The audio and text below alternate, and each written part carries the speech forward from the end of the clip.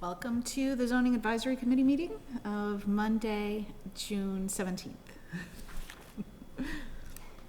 No, I feel like I've got too much space here. Okay, so did everyone have a chance to review the minutes that I had edited and Rhea had edited in a Word document that we sent around? Does anyone have any further edits? Oh, just my spelling. Oh, was it? R missing in Chandrasekhar. In some of the instances, not all of them, just a few. Okay. I global changed to people's names, so it's probably at that point. It's okay. Anyone else edits to that? No? Okay. So I entertain a motion to approve the minutes as edited, and John, you have that copy, and as and with the corrections for your name. So move. Second. All in favor? Aye. Any opposed? Any abstentions? Okay, good.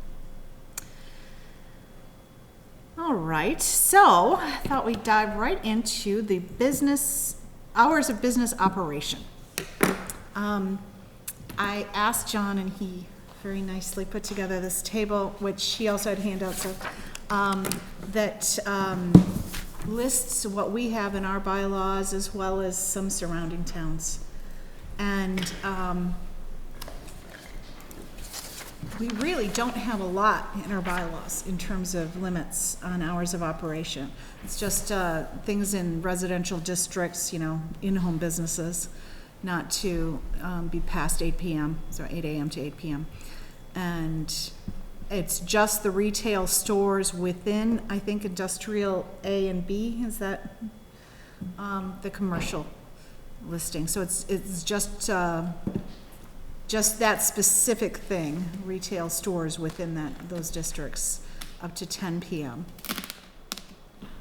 You can you double check which districts that is? Yep. 34 and 37, I think that's industrial A and B, but I don't know about 184. And then by special permit, I don't think the dog daycare facility requires a lot of discussion, but but then by special permit. But does anyone have knowledge of, you know, just the general practice on special permits in town? And there seems to be a general sense that we don't have things open much past a certain time.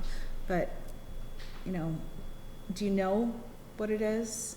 Since it's not in our bylaws, it's just in special permits and things. Anyone? I think that Startline has permission to be open until 10 o'clock on certain nights. That's my understanding. And Bill's closes at 10 o'clock, but I don't know if that's business practice or if it's a rule. It's so. Cornell's is open later than that. Yeah, that's true. I thought that Central Public House was open till 11, but I could be wrong. I think it's, One my time grill. impression is that it's totally discretionary when you go to get your liquor license. It's kind of determined at that point if it's a liquor establishment. Otherwise, when you go through the permit process, you kind of ask for what you want and it's established at that point. Mm-hmm. But I'm not entirely sure that that's possible. That's correct. And then the 24-hour operation at Cumberland Farms. Is it 24 hour? Is it Yes, 24 hours? 24 hours at Cumberland Farms and Price Chopper.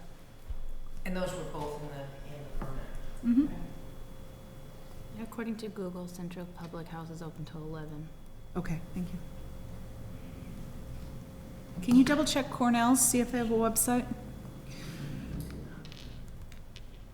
And that's 24 hour. Okay. And I know the other new across from Cumberland Farms, that was granted All 24 town. hour because it's, you know, consistent. Also, right. Yeah, that's one. It says 1 a.m. 1 a.m. Okay. That seems consistent. That's sort of across the street from where I live, so I think that's consistent with when I've heard or seen some people leaving. Yeah. Okay. So it's all over the place. and obviously has been done, just based on the abutters, the very specific nature of each individual business and where it happens to be and what kind of business it is. So, and probably what the owners asked for at the time, partially. I mean, so, thoughts? I was just wondering, the town is receiving a lot of complaints about the current zoning and why are we letting people stay open this late or open this early? I'm just trying to figure out what the origin of this. I'm sorry, what the what? The origin of this discussion. Yeah. Is it coming from somewhere? I had not heard that it was based on any complaints. I think it was, and I don't really recall where it came from on our work plan originally, but I think it was one of those things where we wanted to look at it and make sure that it wasn't. I think when we were Hugely discussing indoor entertainment, we were worried about the business hours, and we wanted to take a look at the business hours to make sure that it's Okay. not wide open from Okay. from what I remember. I'm not 100% sure. Okay, yeah. Yeah, and so I was thinking that it came from more like consistency and making sure that we weren't particularly restrictive compared to other towns, so. I think it also partially came from, we're granting permits because other people have it, and it's a little bit of creep, and do we necessarily want 24-hour operations getting further into town or expanding further into town? I'm not sure it's anything that's anyone's brought up per se, but there was a discussion at one point that there's a certain level of inequity. You give this business 24 hours and you're telling this guy he needs to close at 10. Seems unfair. It does, but do you want everything to be okay 24 hours? I don't think most businesses are gonna wanna be open 24 hours. No. I'm surprised, quite frankly, that Price Chopper wants to be open 24 hours. Oh, boy, I remember talking to them when they went before the town, and they said there's no 24-hour grocery store for miles. And I said, so we're gonna get people from all around the country way here going to Hopkinton Price Chopper? He said, yes. He wasn't denying it, but they supposedly, had the definition in their special permit regarding lights off and where the lights could be and all that, so whether or not those are happening or is a different story. But, if we're talking retail establishments, I think it's different than if we're talking about a laboratory with a third shift, Yeah. right? Do we happen to know of how many companies that are doing all-night operations? How could we, I don't know of any. how could we get any information? You don't know of any? Nobody on South Street, nobody on, Not to my knowledge, but I think a lot of stuff just goes on until somebody says, hey, what's up with this? And so long as nobody says, hey, should they be doing this, it's not an issue. Do we have set hours for businesses, like for offices? no, that's why we're talking Nope. about this. Along the interchanges of 495, as someone that travels a lot early in the morning, I like having a gas station open and a Dunkin' open at 4 o'clock, so, I agree. Yeah. I mean, it's right along 495, so I wouldn't necessarily want a downtown business necessarily to be open really late, but it's certainly convenient, and I think the creep can be stopped, I think, geographically. I think it should be a special permit based on different, different qualities. I mean, so you're not getting truck traffic at 4 o'clock in the morning coming off of South Street with Jake Breaks and all, but Jake Breaks going down West Main Street, 4 o'clock in the morning. It's like,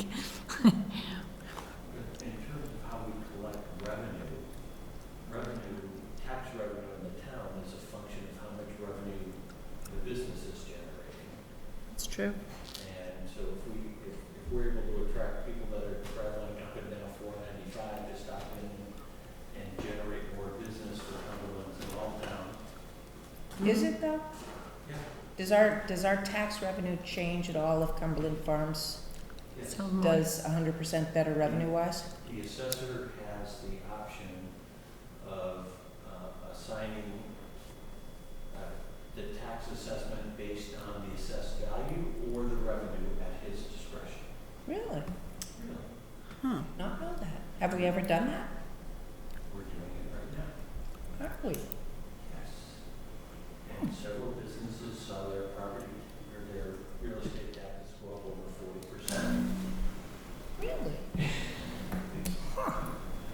So anyway, I mean, so the amount of revenue that a business generates is potentially beneficial to the town, so allowing them to stay open might help us. Ron, is that across the board beyond retailers? Yes. Interesting. I can go home now. I've learned something. I know, we all have. Take the rest of the month off.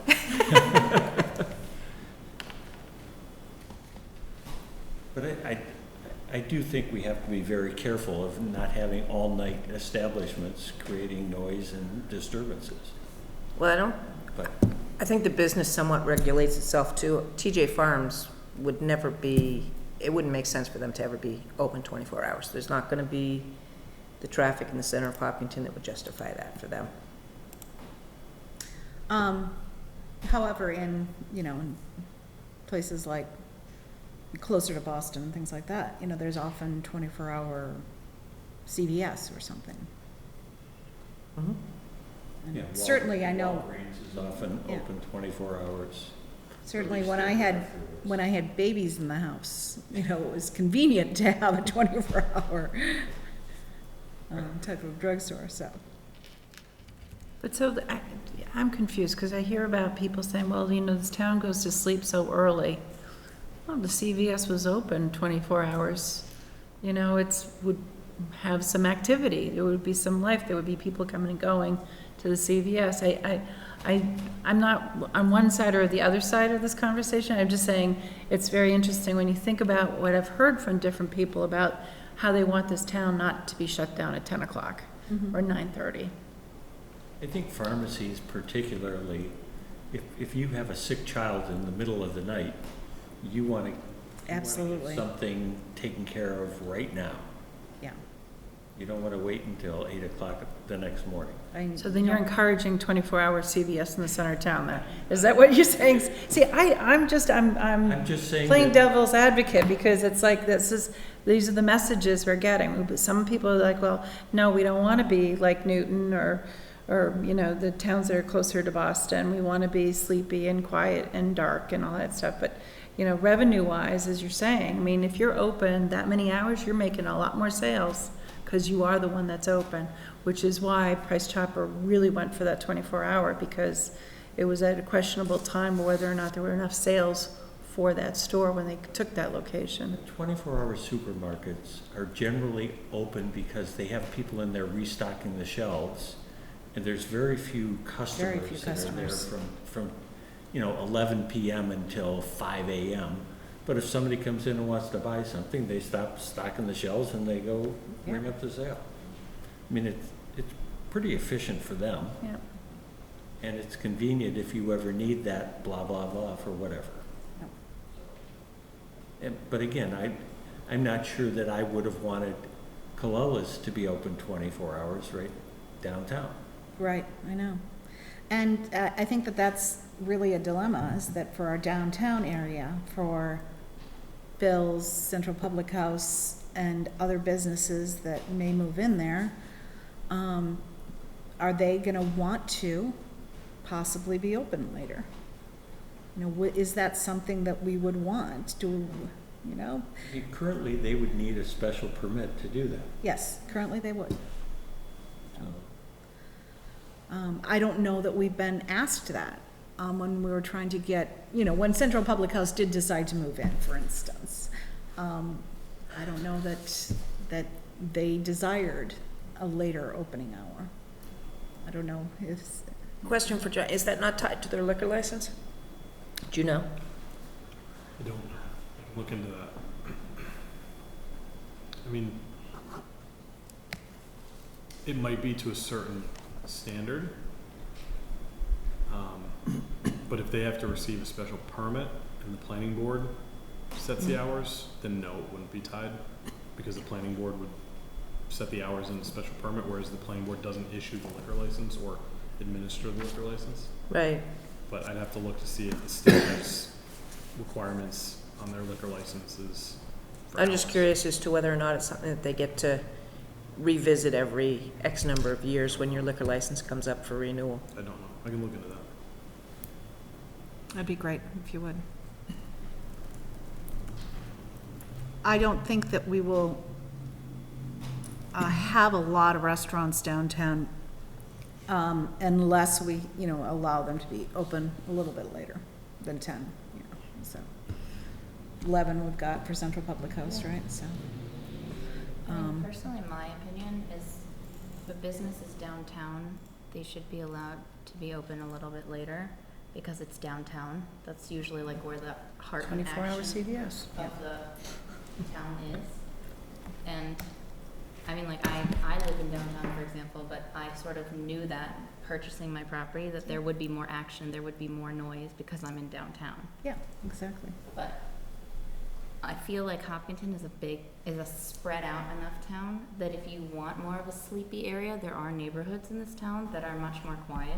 Yeah. And then there are neighborhoods that have much more action, so. There aren't a lot of neighborhoods with a lot of action. No, not much. That's true. I don't think pushing it to like 2 a.m. or anything like that is something that, I think midnight is a reasonable time. midnight would be, yeah. Because to- then to me. everybody, I think most people would leave by 11. Mhm. But if you tell the restaurant that they're allowed to stay open until midnight, they would be happier. And then, they're open till midnight for 3 or 4 months, and then everybody leaves by 11, they might Then decide they- to just yeah. shorten their hours. Exactly. So with special permits, it's, we can give guidelines to say this is still by special permit, but it can't be, more than this, or it can't be, restricted less than this, or something like that, right? We can give guidelines in the zoning bylaws. Personally, I like them having discretion based on the use Yeah. and the location. And,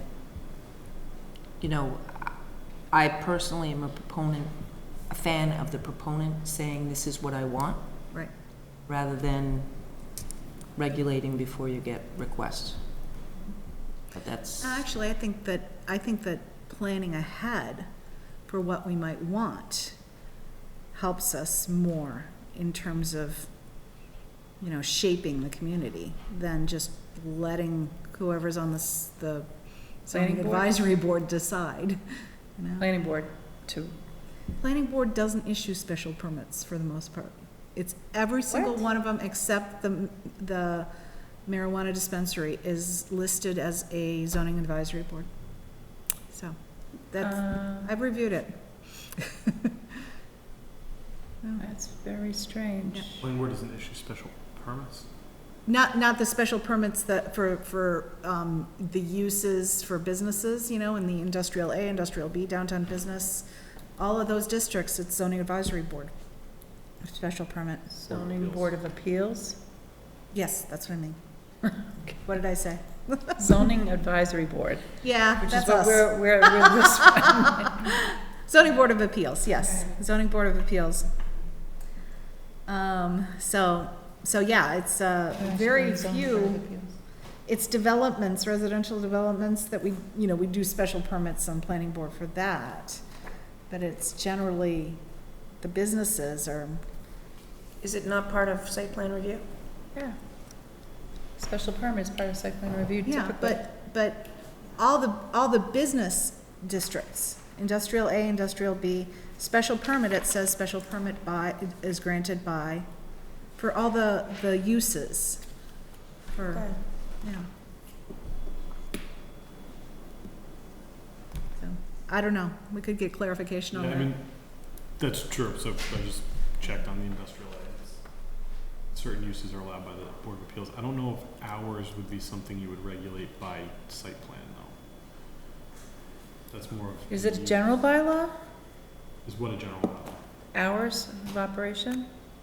No, so they're regulated in the zoning in various points. So that table that I Okay. have, This that lists, shows where it's actually regulated. All the restriction, if any restrictions are there. Yeah. So like industrial doesn't have any restrictions on hours. No industrial uses are restricted by hours in the zoning bylaw. Well, I know with Price Chopper, the planning board is the board that determined that 24 hours would be okay.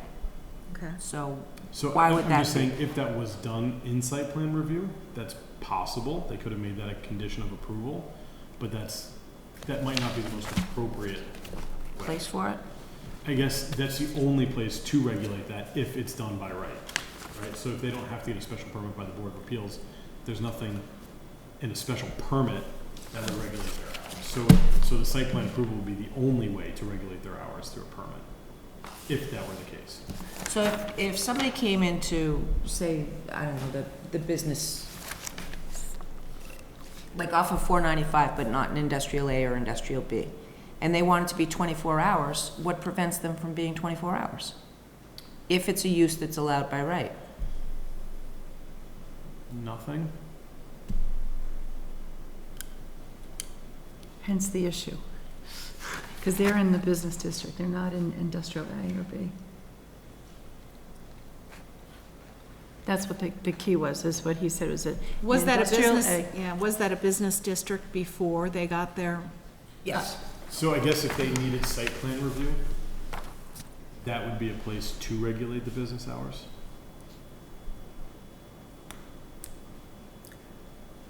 Since there is no special permit required?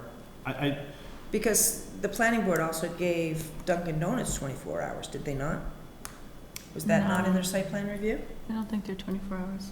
I'm not saying that it wasn't done in site plan review, I'm saying I don't believe that's the most appropriate place for it to be Okay. done if a special permit is being also issued.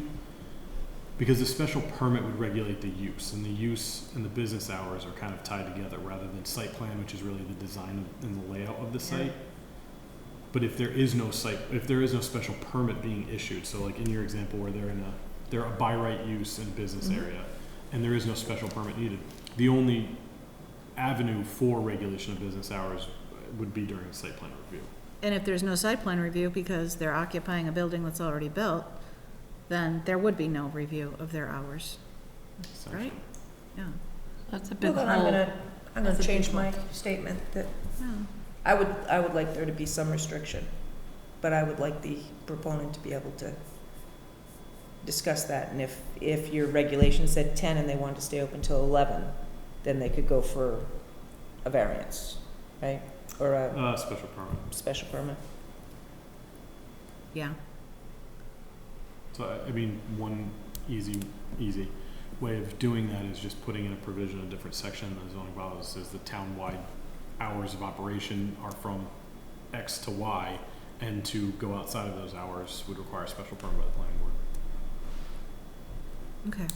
So let's put down each district separately.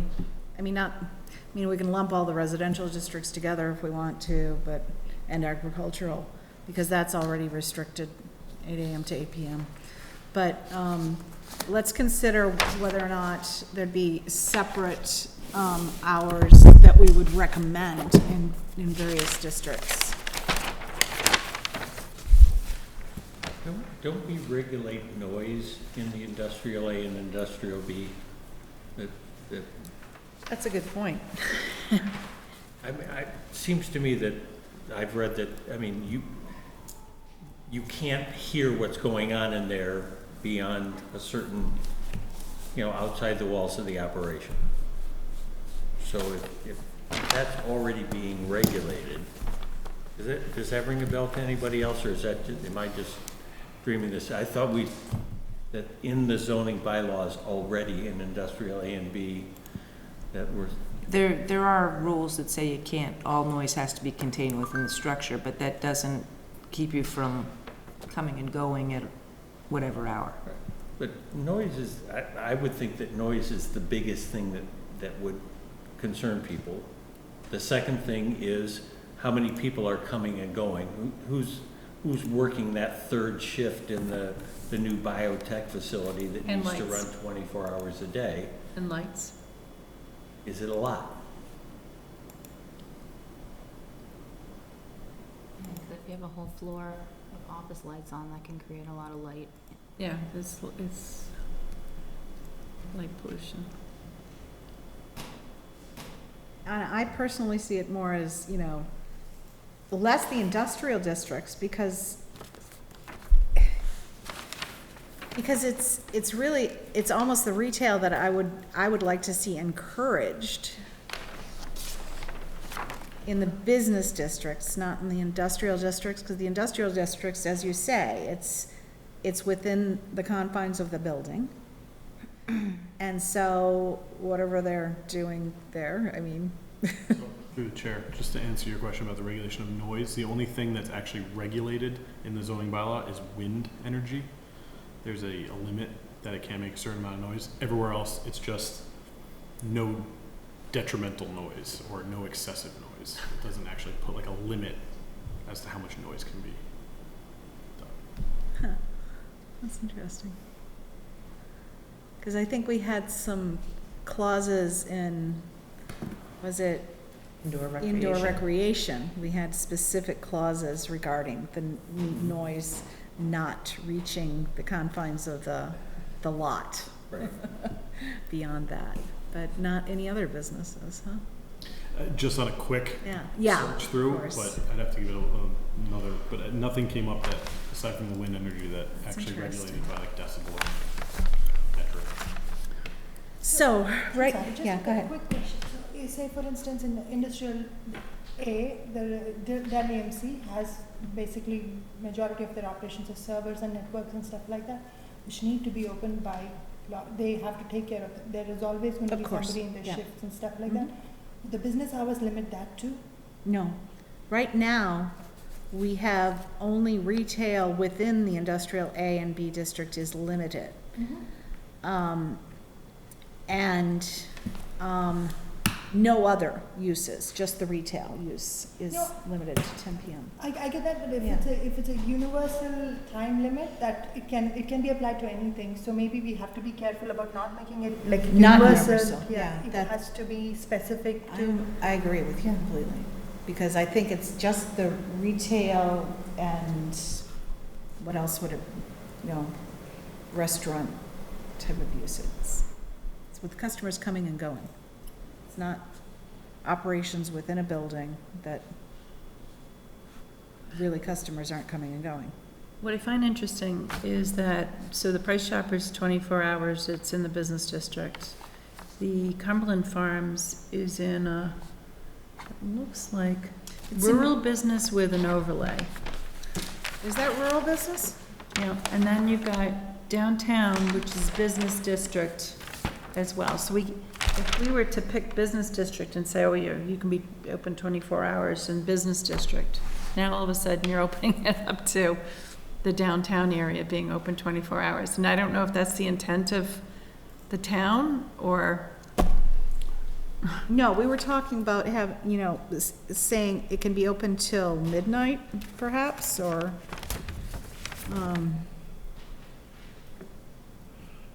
so that's a rural business where, Cumberland Farms and Yes. 110 Grill and things like that are. How late is 110 Grill open? 11, I think. I think they close at 10. 10 or 11? That's rural business, okay. And that's business district, and then downtown business district. Yeah. They're open till 11 on Friday and Saturday, and then they close at 9 or 10 different days of the week. Yeah, that's what I thought. Even Okay. if they want to open late, some of them just want weekend late hours, Yeah. so. Okay.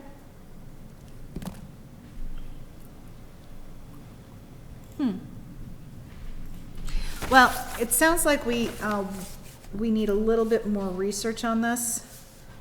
So, what were some of the things that John said you were gonna search for us?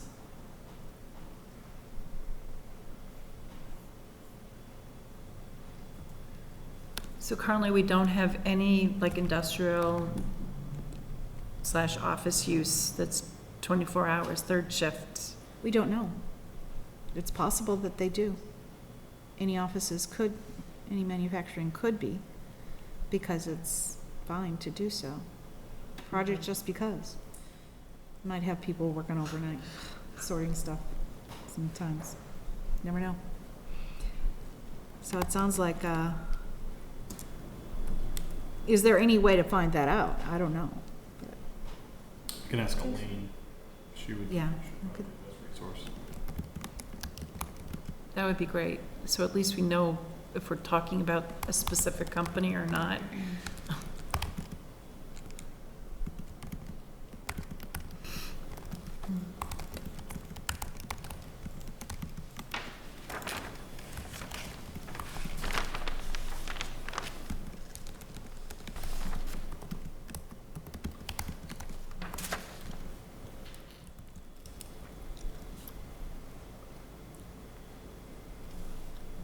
Okay, so one thing that you were gonna do was just verify, with Elaine, also the, whether there's a formal process that any business needs to go through for hours of operation, for ZBA, or if it's, you know, if it's a use by right, if it just automatically just goes through and they can do whatever they want to, which seems to be the case based on the zoning bylaws.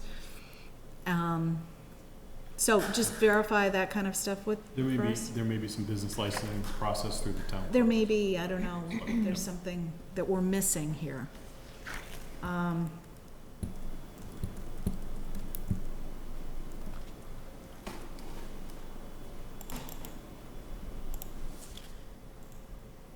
And then,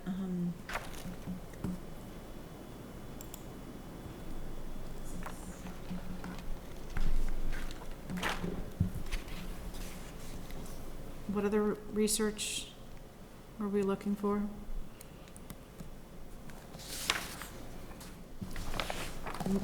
Businesses in industrial districts, currently, working second shift, third shift, that sort of thing.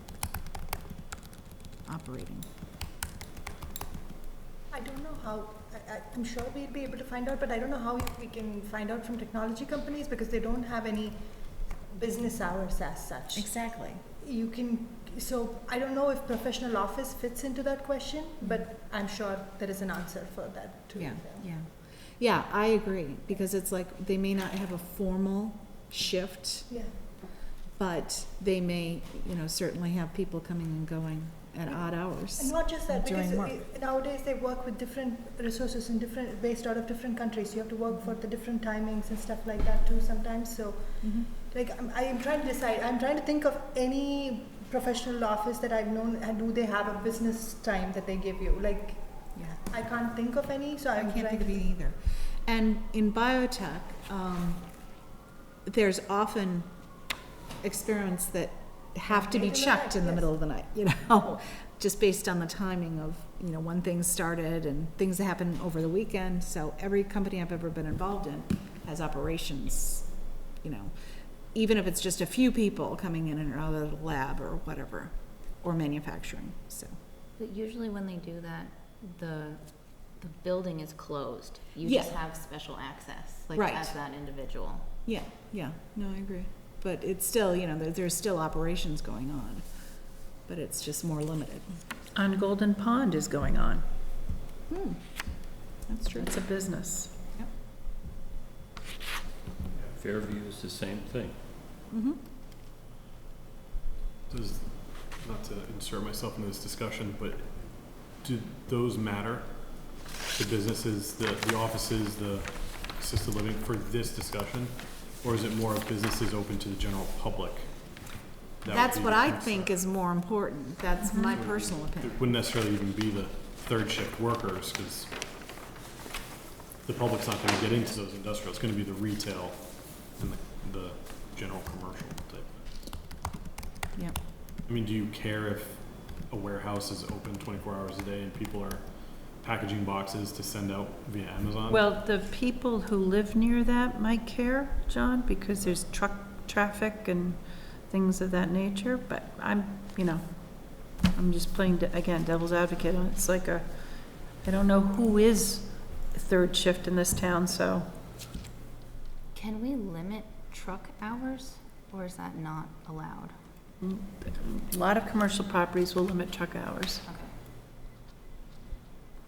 I'm just wondering, 'cause when I was up putting up the EHOP banner, it was like 5 in the morning, and it was just all semi-trucks going down Maze Street, and I was like, I didn't even know we had this much truck traffic in our. Yeah, it's all coming past my neighborhood too, West Main Street. I don't think you can necessarily limit what goes through your town. You can limit Correct. the operations in your town. Right. Like you can tell Yeah. Dunkin' Donuts they can't have That's their through traffic. trash picked up at 4 AM. Right, well, that's more what I was thinking, or a business, like, if there was a warehouse or something, like, you can't have trucks coming between, like, at 2 in the morning, because that would be disruptive noise to the Right. neighbors. That can be controlled. Okay. So I was thinking, like, right now it's open for everything, no matter what, if you're by right, by special permit, there is no way to look at the hours, right? There is no way to stop them from doing something. So maybe in the special permit definition, the first line says the following uses shall be allowed in any, for example, industrial A district upon the grant of special permit by the Board of Appeals, and at their discretion of what they get to decide the hours to, some wording to say that just as a line, so they they have the power to do it. How they do it, how they decide is completely up to them.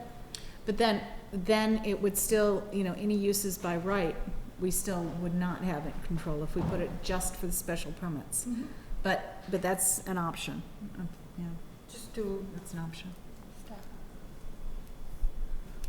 Okay, so do we, have we settled on what kind of research, what background we want information on? I'm gonna ask Feel Elaine comfortable? for who's doing third shift / even though that's not the critical thing. Yeah, Critical thing is the retail / gas station / car wash, 24-hour car wash. If there's any other licensing or approval procedure that businesses may have to go through even. right, Yeah. and whether or not, Elaine has gotten any sense through the years of businesses that would like to be open later than they are currently doing. Whether or not that's something that has been restricted by, a permit or agreement.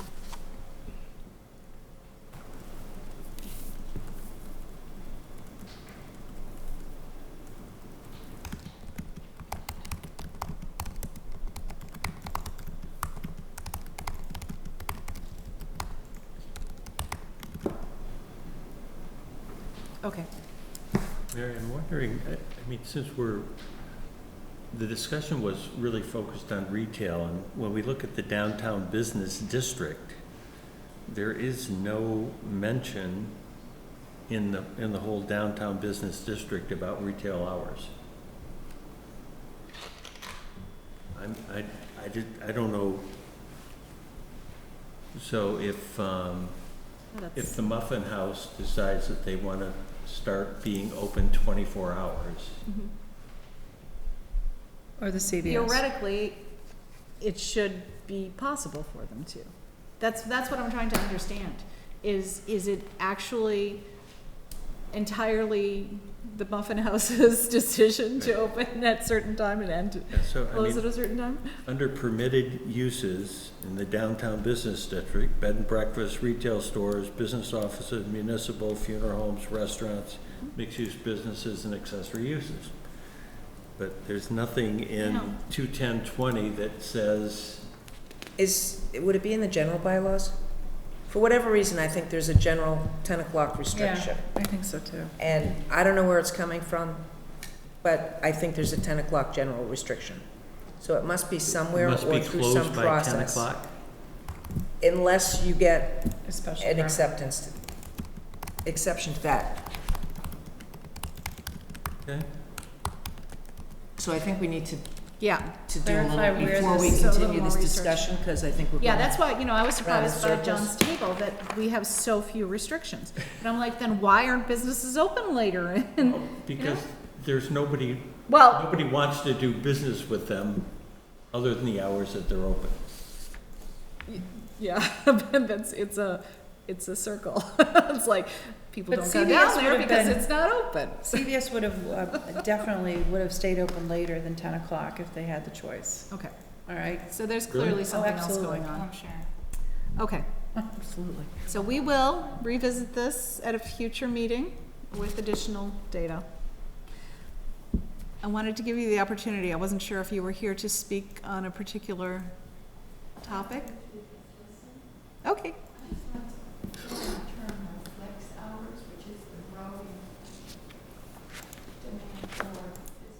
For, yep, Everybody wants flex hours. I don't think it would be impacted, right, but flex hours should be. absolutely true. Especially with traffic issues and everything. It's gonna be more and more, everybody wants to work flex hours. So that would be applicable to, you know, the industrial A, industrial B businesses that are non-retail, commercial focused. Yes, Two grandchildren in high school, and after they finished a big running meet or something, and they had a little celebration, but they want to go out together, I don't like it that they have to drive to another town to go someplace and get, something to eat. You know what I mean? And get on my way. that's a good point, and I'm just gonna Maybe repeat. they'll go at 10 o'clock to Bill's or someplace else and celebrate together. So I'm just gonna repeat it for the sake of the HCAM being able to hear your comment on that. And now, this was just regarding, after a sports event, or in case of my kids, a play or a theater, music event, that to go out after that event and celebrate, for an hour or so at a restaurant, they're usually driving out of town because there's no place here to go to. So, and that's, it's true. Can I get your name? Can I have your name? Janice Brown. And, yeah, I don't want my high schoolers on the road. I don't want them to have to be there. So, It's a very Electric good bus. So, Chair, through the Chair. I quickly looked through the general bylaws, and it looks like the consumption of alcohol is regulated in there. 1 o'clock is the latest time, but I didn't see anything else, so I can give that a closer look. Okay, That was just a global search of hours, yeah, so there might be a different wording. okay. Okay, yeah, please do. Thank you. We're gonna have you searching through all of the bylaws in this whole town. Well, there must be some So much history research. about the 10 o'clock hour. Oh, yeah. You know, It might and be so just a- none of us are old enough here to know what that It may be history in there, I was. just didn't catch it. Yeah, that's good. I mean, but it would be nice to know what the actual history was, because the town fathers had some wisdom back when, Yeah. for things But that were then- very specific back then. Sometimes it was still a very good. specific thing that, Yeah, that so- may have been applicable, for them. Oh, so the other comment that Janice mentioned was about flex hours. They're becoming more and more and more common, and in businesses, non-retail businesses. So, yeah, that's absolutely true. And I certainly have experienced that in my own professional life, It's like, especially when I was commuting into Cambridge, I'd go in really early to miss the traffic, and then I'd come home early to miss the traffic. So, yeah. Yes, Janice? So I'm just thinking, and how will flex hours, as it becomes more popular, impact what people do after work and where they want to go? So that might be a growing trend, might impact downtown. Good point. I want to have a late supper, like 11 o'clock at night. Right. Is there a place they can go. Yeah. And also, as we're trying to think about getting more young professionals downtown, like yourself, and that obviously, many of them may wish to have a little bit more activity, a little bit later at night. So, okay. So, shall we move on to parking requirements for residential and commercial uses? Okay, so.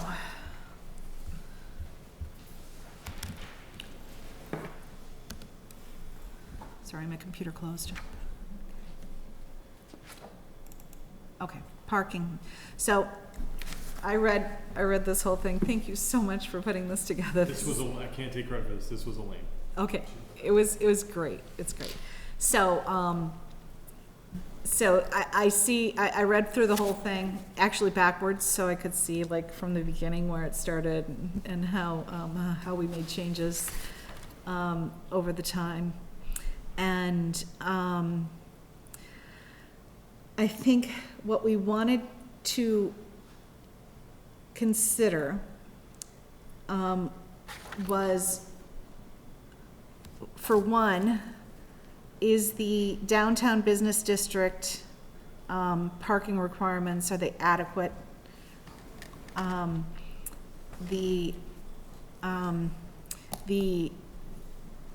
Let's see what time it was put into place. The requirements for the downtown business district was cut in half for each business type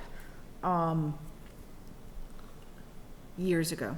I don't recall exactly when it was. And that certainly was to reflect the fact that there wasn't as much parking in that area, and so it was very, very difficult for businesses to meet the minimum requirements. And also, theoretically, it could be because you're gonna get some walking traffic from downtown, for downtown businesses, rather than all driving. Go ahead. If I can interject, part of the reason that came about is there was a survey done of downtown and available spaces, not necessarily on a business owner's property, but available nearby. So the parking requirement to have parking spaces available on site in the downtown area, we thought was prohibitive for businesses to come into town. If we held them to the same standard and they're taking up a small office front or storefront, they don't have on-site parking to adequately address the parking needs as they were established for that use. And we did a survey, a rather intensive survey of traveling around town and looking at all the public spaces to see if they could pick up the additional parking requirement. And we felt that there was, at that time, we felt there was adequate parking in town, not necessarily on an individual site, to accommodate for that retailer's need. All right. And was this the study that John was referring to last time, 10 to 12 years ago, that was done? Yep. Before my time. And we did. We went every hour to all the public spots to see how many spaces were available. A number of days. It was fun.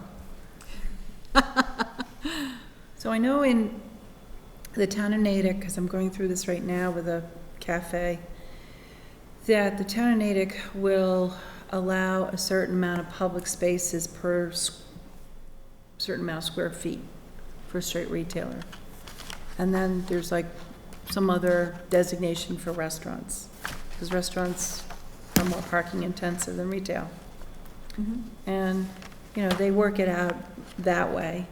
You take all the municipal parking spaces and then you take all the square footage, and there's a slightly, you know, more intense for the restaurants than it is for the retail. But just by unilaterally saying, oh, you know, we only are going to do half of all of our parking bylaw for all these uses, doesn't really jive with the availability. Again, since I've been doing volunteer work, everyone's complaining about the lack of parking in downtown Hopkinton. But Carol's pointed out to me that there are times where the parking shifts significantly so that there is, you know, more turnover than there may have been used to before. And that when you have a new a new restaurant opening, everyone wants to go there, and that's when it gets really, really crowded. Or if we're having a meeting here at Town Hall and a new restaurant, and, you know, it's like, those are the exceptions. It's not the pattern of the constant. I don't know. I think that probably we have to look at it again just to see what other things are gonna happen in terms of new businesses coming to downtown. Well, how many parking spaces did we just buy at town meeting? About 30 for Town Hall, on the Marquardon lot, and Chuck's space is approximately 33. So 60 something. That's a big, big increase. So the town hall spaces would be occupied by town employees and people coming to do business here During the day. during the day, but in the evening, it'll be available as public parking, and weekends. And even during the day, it's not necessarily gonna be filled up with town employees, because a lot of the town staff is out doing things, you know, in and out throughout the day as well. The zoning enforcement officer and what, I mean, they're not necessarily sitting at a desk 9 to 5. Mhm. So I think even though there are a lot of employees, I don't think that they're gonna utilize all of those things all of the time. Right. So even during the day, it'll probably be a net positive addition. And they must be parking somewhere now. They're parking in Bill's parking There are, lot. St. John's Oh, is the municipal lot. Yeah, so, there's a small space at the corner of Bill's, maybe fits like 6 cars. 6 Yeah. spaces. And then at People Park at St. John's or, on the Common. I would say mostly at St. John's. so one thing that I certainly have noticed, is that, you know, when I talk to people who are in the know on these committees and planning board and so on, people say things like, the library, people can park at the library, that's, you know, that's been allowed, you know, and, people can park, you know, various places, so, other than street parking, anybody not from this town, or even in the town and not in the know, wouldn't know that, because there's nothing posted that says, if there's space here, you can park here, you don't have to be going into the library, you know? So people wouldn't assume that. We have to do, you know, when we build our municipal lots and so on, we have to do a much better job of putting up signs, so that any stranger coming to town is saying, okay, I'm going to the Central Public House, and where can I park? And, you know, they're gonna look for the parking signs, and there's no parking signs anyplace, so. There are typically open spaces in the CVS lot. Right. I would not park there, personally, coming from out of town, coming to a business here, I would not park there, because I would think, well, that belongs to the CVS. But CVS does not post signs there saying, do not park here. I know, but at the same time, it also doesn't Like say you another can park here. Establishment in Yeah.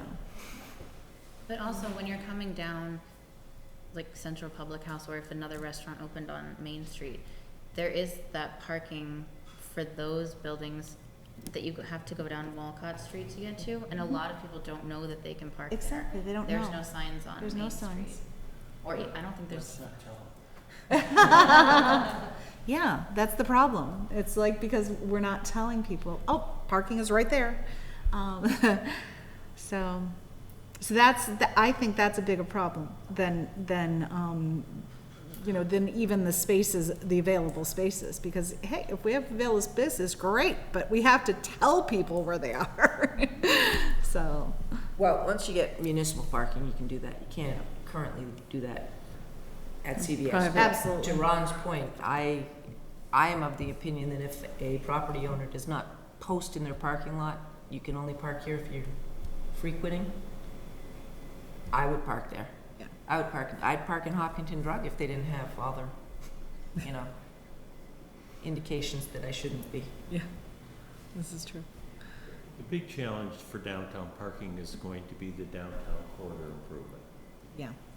When that's torn up for a couple of years and the on-street parking is not available, it's gonna be a nightmare for downtown businesses. Mm-hmm. That's true. So, yes, I mean, long-term, everything will be a lot better. But the next couple of years are gonna be very difficult for the downtown business community.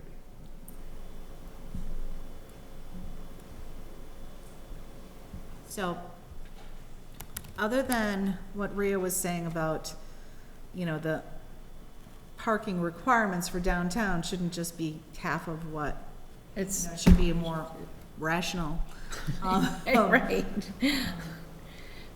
determination. But other than that, and we're obviously in a temporary situation where, we're gonna have the downtown corridor project, which is gonna temporarily eliminate our on-street spaces. And then we're also gonna have the new public parking, which is not gonna be built for at least another year or two, or hopefully not longer than that. But other than that, you know, do you feel like the, any of the calculations for parking need to be revised? Do you feel like any of them are obviously lacking appropriate amount? Well, I think that, you know, when Paul Mastriani Group made the press for doing this project in downtown, the project looked way underparked. Mm-hmm. And it was because it was mixed use. And it was, you know, then he came back and says, oh, no, we're gonna do parking underneath the building and do all this other stuff. And obviously, the project's not gonna go forward, but I'm just saying, it's like, that's the kind of thing where we're trying to, you know, figure out what the design of this project's gonna look like, and there's no reasonableness to the parking Right. ratios at all, because he's building the building partially on spec where you don't know how many restaurants are gonna be in that specific space. Mm-hmm. Mm-hmm. So, And you wanna keep these guys in business once they do, you know, put their life savings up and try to open their doors, and, you know, they do that, and then they can't get, I mean, the nail salon down at the Starbucks Center is like, you know, dying for business. There's just not enough parking there. Unibank, you know, probably survives because of the drive-through. But these are real life issues for the people who are, you know, renting these spaces. and that calculation was done based on, That was done because we didn't have proper parking for restaurants. And Starbucks was identified as a retail use back then. So was Dunkin'. okay? So it's not, So this stuff right here, John Catino and the group that I was part of, we did this. This these- restaurant's one for every Yeah. 3 seats things? Yeah. But that was after, That was after the fact? Okay. yeah. So it was counted as retail. So, using that as an example, so if we can clarify zoning about, because the downtown business district, again, just as an example, the small retail outlets in those older buildings downtown that are vacant right now, those, for instance, it makes sense that, you know, a retail use is not gonna require a lot of parking. You know, it's gonna be a couple of spaces. The requirements that we have currently for retail, I can't remember what it is, but it seemed reasonable when I was looking at it, for a space like that. Four parking spots per 1,000 square feet of gross floor area. So one of those. That is a normal number, by the way, Yeah. by all So standards. It seems reasonable. Right, but when you cut that in half, Yeah. that's when things get hairy, because you're still talking about like an employee or 2 employees and then a couple of customers. You see what I'm saying? That's when it gets like, Right. But once we have municipal parking, that would be adequate for a business like that. However, for businesses such as 76 Main Development, and let's just assume there will be a development like that at some point downtown. There will be a mixed-use development like that. So let's think about, how the zoning could be reworded such that it would actually provide an adequate minimum parking for a mixed-use development in the downtown area. So, because they did the calculations based on residential. yeah, but there's gonna be 60-something spaces flooding the market at this point, so I'm not sure that now that this is the right time. Do you see what I'm saying? It's like, But I still think a large mixed-use development such as that would not be, it didn't make any sense, would no. not be able to rely on those municipal parking spaces because it would be too big. The uses would be too, It was like would be too many 2 or customers. It was it 2 levels of residential Yeah. and 1 level of retail? Retail. Now, Retail if the slash retail restaurant. becomes like a service, like let's say financial services, and you've got like, I don't know, 9 and, advisors in the space and they're seeing customers. I mean, that's like the maximum of a retail space situation because it's sort of a service office kind of a thing. And we just need to be able to calculate out that there's enough spaces for everybody. Right.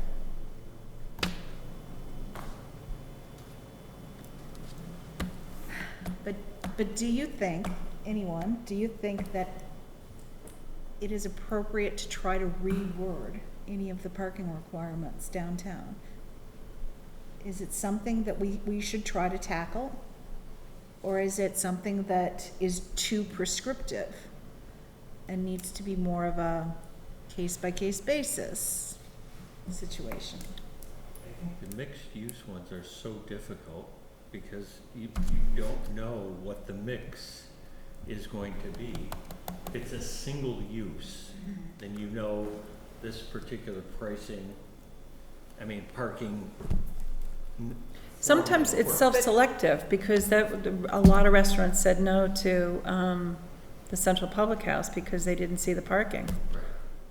And it's all a matter of calculating numbers of what you do for sales and where to pay rent. So it's like, okay, if I can't put, 200 seats in this location because I can't see the 75 parking spaces plus the 5 for my employees, it's self-selecting. It's like they're not going to go there. Right.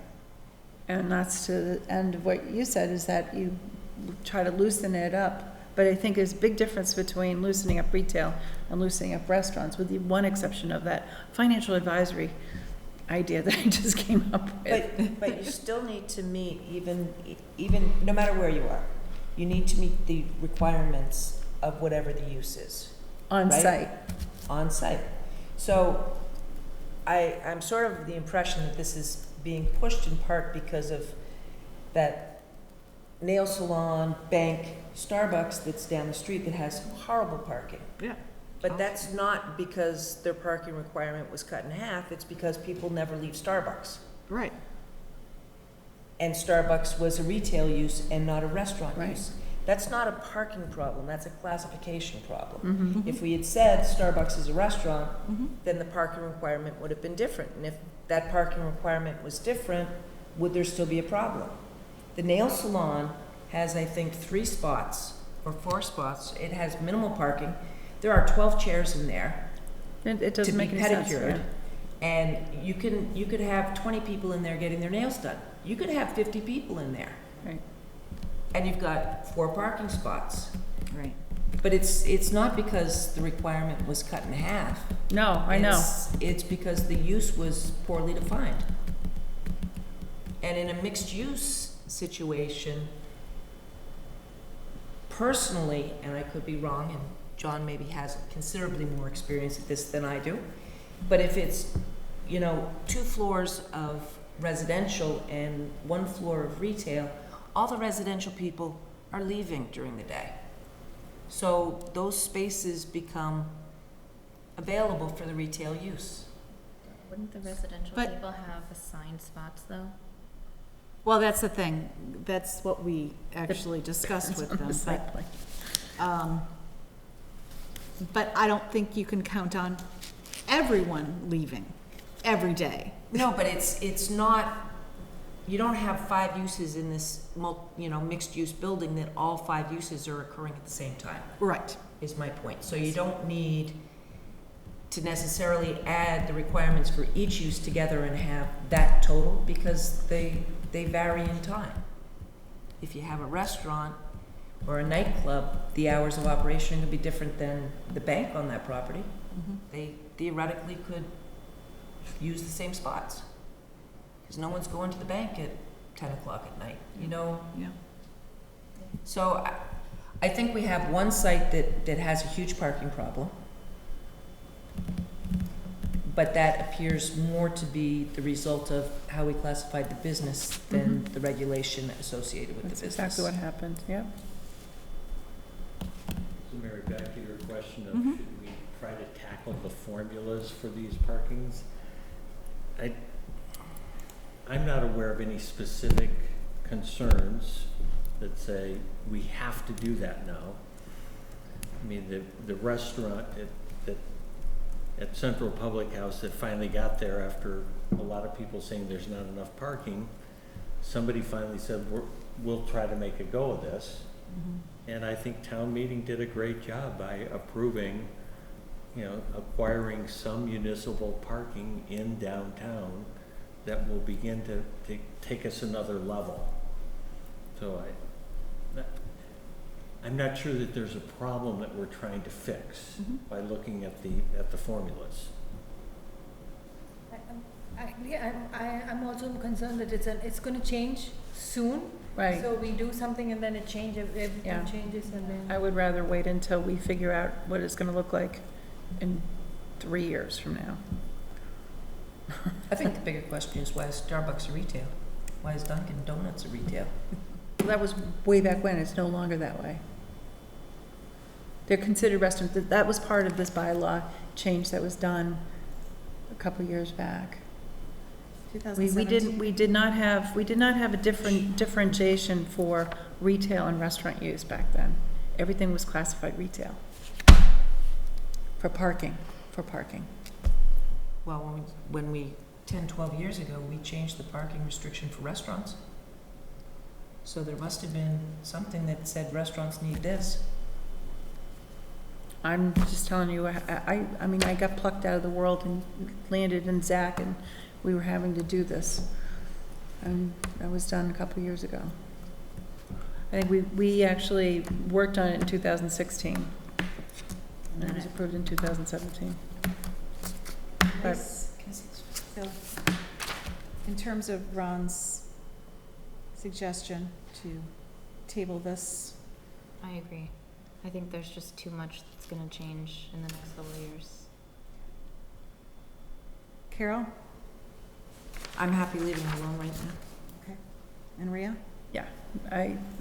Now that we've got the 60 plus spaces coming along, we'll see what happens, how it gets absorbed. All right. We'll all keep an eye on it, Leave it too, alone. I'm sure. Was that an official vote? Wasn't a vote, was Should we it? vote? We need to vote to table something? Amendment. Just have an official. All right, I guess To we can make a vote. motion to table the parking discussion. And all Second in that? favor? Oh, yep. I'm sorry. I you said just- second that? Okay. Elise seconded. Okay, I didn't hear. All in favor? Aye. Aye. Any opposed? Any abstentions? All right. We have tabled it. So, Who needed to leave at 8? Me. Okay. I'm stalling. You're stalling. All right. So what I would like to go through briefly, since we have concluded our discussions for tonight, is the action item list that I had put together. This, I didn't put due dates on this because really what it is we need to do certain research before we discuss certain items. What I need to do next, now that I've got this action item list put together, is make it refer to the item numbers on the work plan, so it's easier to cross-reference them. Okay? And there are not people assigned to each and every one of them, because when we were discussing these last week, certain ones were things that people either volunteered for or we asked John to do for us. But not everything got assigned, not everything was obvious, and it doesn't have to be all assigned right now. It's just something that at some point in the future, we don't want to put things on the agenda until we know that the research is being done in preparation for that meeting, okay? So I would like to decide what we're gonna do at our next meeting, and make sure that we can have the research done for it, okay? Okay. So, one of the things is that I added the action items regarding business hours to this for John to work on. And we don't necessarily have to discuss it at the next meeting. It's just on our list now, okay? Okay, so, I know that Ria has been sending, some information, that cover a number of these different topics. So, one was, you talked about the educational uses, which is the first one on here. And you found several other example bylaws of educational uses specifically being highlighted in order to encourage them in certain areas. So that's one thing. Okay, solar farm overlay. Had you gotten any information on that one? No, I don't think you did. I don't think I said That was juice. Ted. Oh, Ted, yeah, okay, sounds good. And I have not contacted Mass Bio yet. Ria also found today or yesterday some information on electric buses and subsidies of some sort. Grants. Grants? Mhm. Massachusetts got $1,750,000. Yeah, I don't know For if you electric had any buses. chance to. Haven't done Okay. anything on that yet. Draft table of zoning, that's just a rewriting things, that is, and some of these things I'm gonna pick up, over the summer. Get some things down in writing for us to look at future meetings, so. And John, I'm really gonna leave some of this to you in terms of, things that specifically have your initials next to it. If you decide that, yeah, this is something I can work on right now, and then you get something together, then we can get it onto the agenda at any point afterwards. But in terms of the order in which they're done, a lot of it can be based on your time and availability for those resources. On that note, I did some research on the level 3 biotech facility definition. Mhm. I drafted a memo, but I'll finish it up for the next meeting. Mhm. Okay, great. Quick overview or wait? A quick overview or a memo ahead of time? Do you want me to give a quick overview now? Sure, go ahead. This is pretty simple. So I think this level 3 biotech was not very clear, but there is a level 3 biosafety. So there's 4 biosafety levels, and level 3 is a reasonable way to, or these levels are a reasonable way to regulate the biotech industry in terms of uses, because level 4 is the most dangerous, I guess, because it's got the highest level of Infectious. infectious diseases and stuff like that. And level 3, so they're based on certain safety requirements. And so level 3, there's I think 1,500 across the country. And level 4, I want to say there's like 18. Yeah, So there's very few. yeah, there's very few. So I think that's what it is, and I've got all those definitions in a memo, and I can distribute that. Okay. Thanks.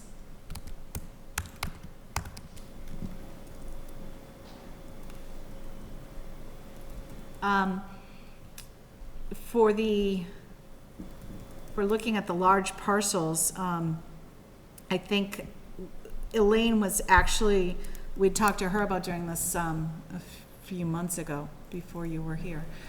And that was just to provide a list of the large undeveloped or partially developed parcels in town that, you know, may be subject to future development. That, you know, it might be something that's relatively easy to do. So I just wanted to point that one out.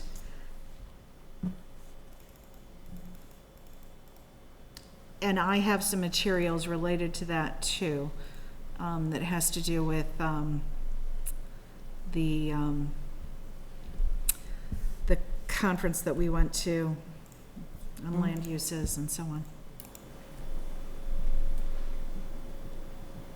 On the wireless communication bylaws, Elaine had pointed that out too. So if there's anything specific that, you know, that she can let us know, it was changed in the federal and needs to be changed in our bylaws, that could be a quick one, you know, that we can write up and get ready for next town meeting.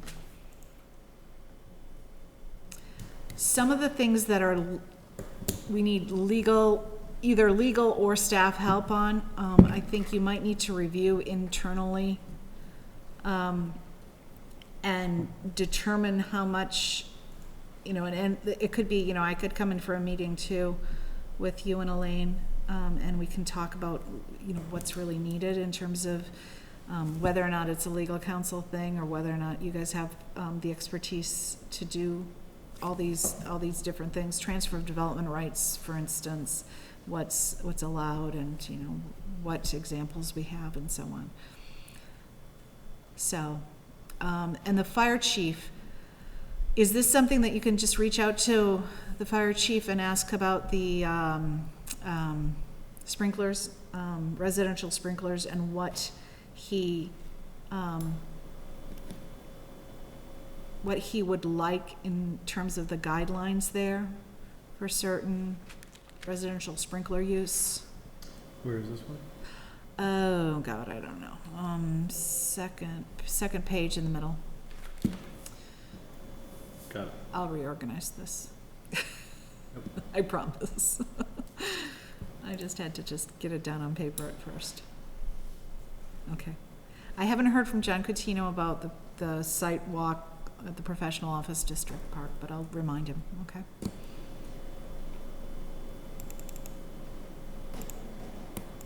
Okay. Did anything jump out at people for a good topic for the next meeting? I'm not sure, but I started looking at a little bit of the reverse commuting area. So for that, I was thinking, I ended up driving to Franklin, the Liberty Mutual building from Ashland side, and it looks like it's 1.3 or 1.4 miles from Ashland station, but there is no way to connect it.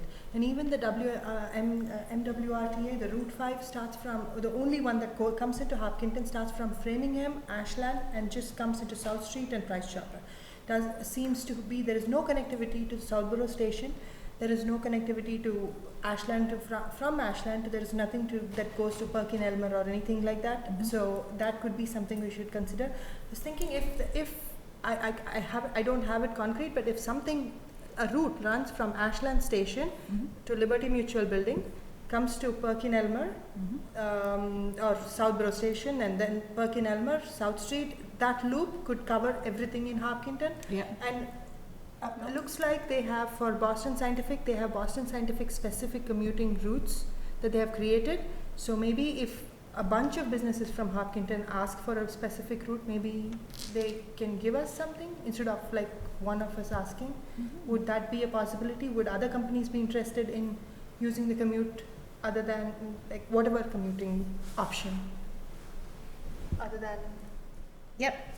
Carol? Just to bring you up to date on the professional office, which is a segue from yours. John and I met last week and then on Wednesday, and then Rhea and John and I met on Friday. We talked about different uses. We're looking at that. In that conversation, we got into buses and routes and how far the crow flies from here to there and to get to that property. And John, if you are feeling up to giving your bus explanation or public transportation explanation again, that would be great. So we had, through the MAPC SWAP organization, agency, I forget how they define it, but we had a meeting here in Hopkinton last week about TMAs. Again, I never looked into it, so I still don't even remember what they're called, what they stand for. Transportation something something. But essentially what they are is bus lines or shuttle buses to fill that first mile, last mile gap. And how there's TMAs all over Massachusetts. There's a Metro West 495 TMA that serves a bunch of communities, and it's worth looking into for Hopkinton, because to have a shuttle bus that essentially does what you were saying, where it goes from one train station to areas of activity, would be helpful. There's some initial cost to start it up and some organization, and there's some things that need to happen on the business level and on the nonprofit level to get them started for the most part. But there are experts out there that we can reach out to get this, at least have somebody come in and talk to us about it. But how it's paid for is basically by these companies. And they just need, the problem is having them see the worth of this for their employees to get the buy-in, and then moving forward from there. that's what I was concerned about. So there is already a route that comes from Ashland to South Street.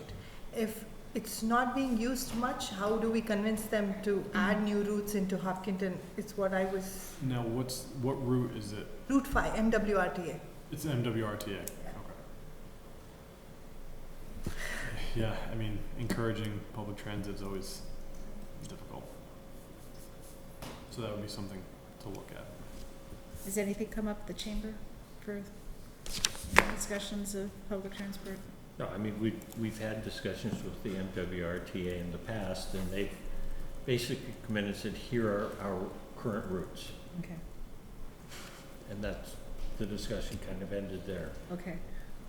So I think that the TMA thing has a lot more promise if we can encourage the businesses to contribute to get the routes in. Mhm.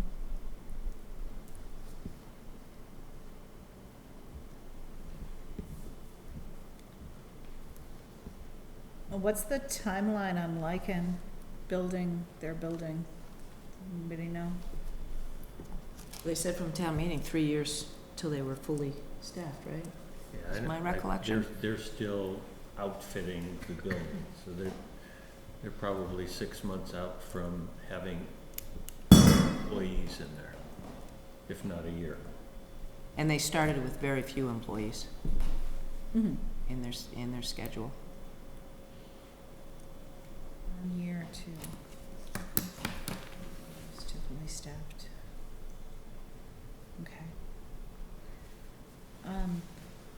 What is the best way to reach out to Lycan and other businesses on South Street to see if we can get a group of them together? Because, you know, I imagine that, you know, each individual business might consider, is this cost effective for me to consider a shuttle bus? But we can at least facilitate some discussions among businesses to see if there's any interest in that. It may be just publicizing a public hearing to say, here's what's available. You know, do you have a representative that would like to come to a meeting and discuss this to find out about it? I mean, PerkinElmer is you know, the largest biotech company in town, so they would be a good place to start. Okay. I don't know if we can get anybody from Dell to show up because they tend to be very Texas-oriented right now. Mm. So if I may jump in at that, it might make more sense to have a conversation with Metro West TMA to see what kind of program, just even a skeleton type program, can be developed so that you're bringing something to these companies rather than saying, here's a general idea, an amorphous idea, are you interested? But if we can talk to somebody and say, look, this is what we're interested in doing in town, can we count on you to jump in at the ground level? Okay, good. They must have a methodology to bring things in already established. The companies or TMA? TMA. So it's not in one organization in the state. It's like smaller organizations that start up on their own. But there are enough in the region that have started up on their own that they could probably give us some expertise and guidance. And Metro S 495 I don't exactly know how their network operates, but there could be a possibility that we get absorbed into that and just have a Hopkinton specific one, or maybe there's a route that works for a couple towns. But it would be worth talking to somebody there first to kind of get an understanding as to what opportunities are already out there Yeah, and how we can tie into those. that makes sense to me. That would be huge. That, yeah, would be.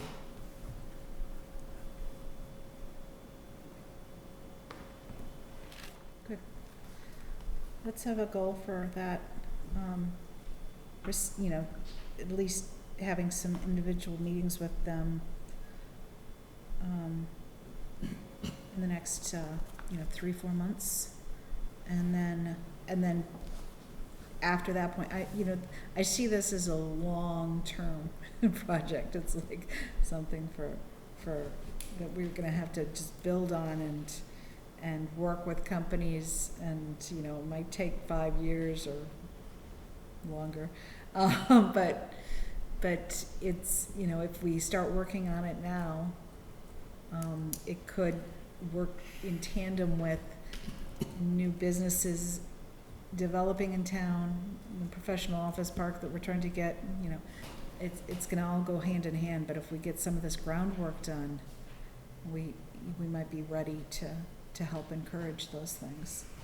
So are you suggesting that John reach out to them first to see if they've got any sort of That'll be helpful the first starting steps, spots and for then we us? can, Pulse for have us? have smaller groups of us, along with the professional staff, meet up with MWRTA or other organizations that we find that are helpful to these things.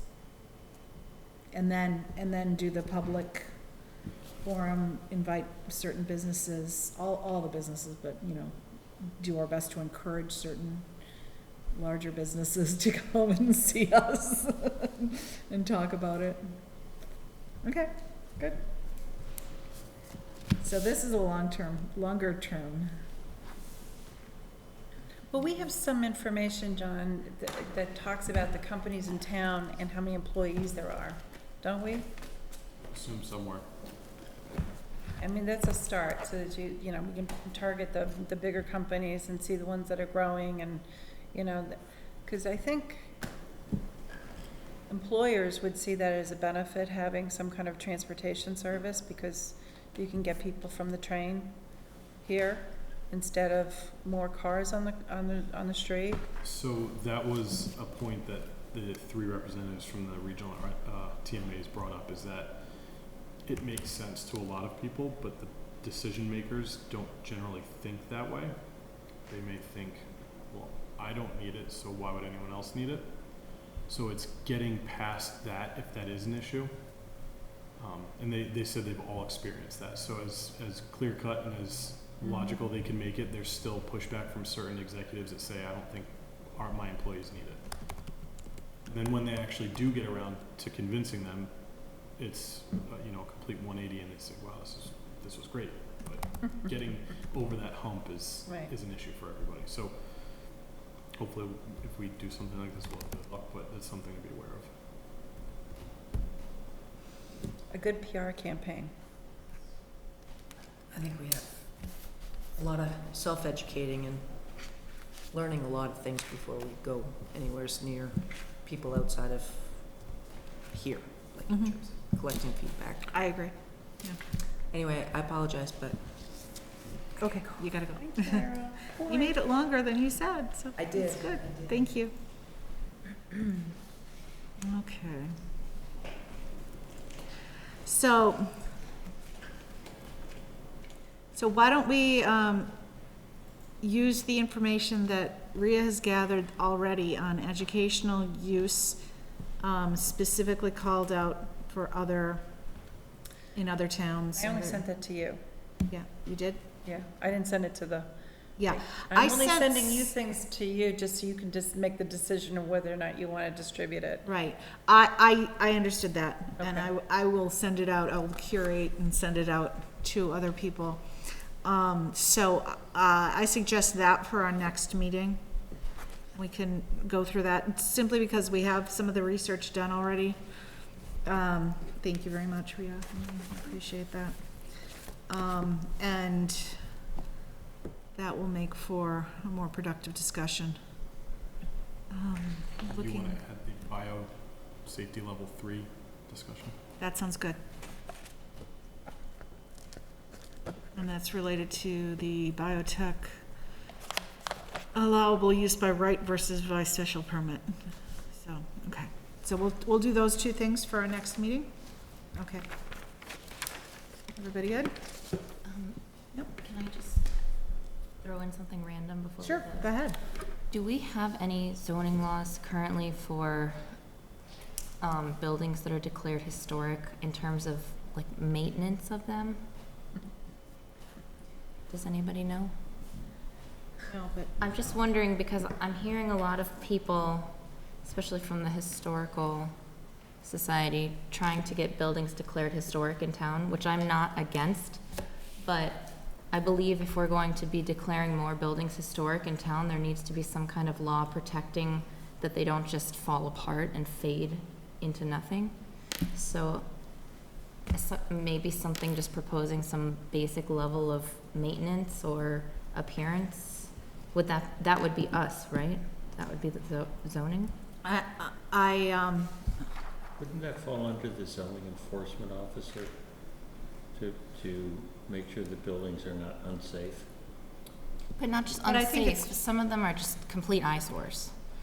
And people who own them don't care to maintain them because they purchase them for other purposes. So the issue in regulating that is there's really no metric to regulate. So you can't say at what level does it become blighted. At what level how much work do they need to put in to get it past that threshold that then makes it not an issue? Could we write it though, like specific things like the yard needs to be maintained, the paint can't be chipping more than, I don't know, like the rest of the neighbors around it or something? Or if like, You can. I mean, it's possible. It's going to be very difficult, and it's going to probably meet a lot of challenges. okay. I'm just Not curious. just in writing it, but if it were to get past, challenges from people saying, well, mine doesn't count because X, Y, and Z. And then, so I mean, I'll leave it up to you guys if you want to look into it, but that's a worldwide issue because I know specifically in England, there's a lot of historic restrictions on properties, especially in the countryside, and theirs are very stringent in that if you want to re-slate your roof, you need to use slate from the exact same quarry that it was originally gotten from, and that can be prohibitively expensive. So a lot of these historic properties just fall into disrepair because the owners can't afford to keep them up. Yeah, no, I understand that, where I'm from, there's some ridiculously restrict laws on historic homes, but I'm more talking about just, for example, if a developer bought one and it was declared historic, and then they just let the property just fall to pieces, because then, you know, what's the point of it being historic if it's just gonna fall and decay?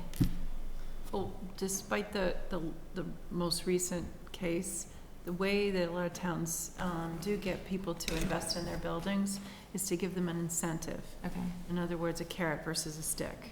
okay, And they can do it in some kind of a shared tax rebate of some sort. And that way, people are a little more willing to look at the cost and work at it, you know, directly. The last case at town meeting was completely crazy. So that's not something to try to change historical, you know, guidelines for maintenance on that one particular item. But it's, like I said, I think if you do emphasize to somebody that there's an opportunity for them to save on their taxes or some kind of incentive that way, you normally get a better response. do we have anything like that in this We town? do not. Can I ask you to take that as an action item to talk to the Historic District Commission or the Sure. chairperson, or at least, and just, you know, gather a little information? Sure. Thanks. Okay.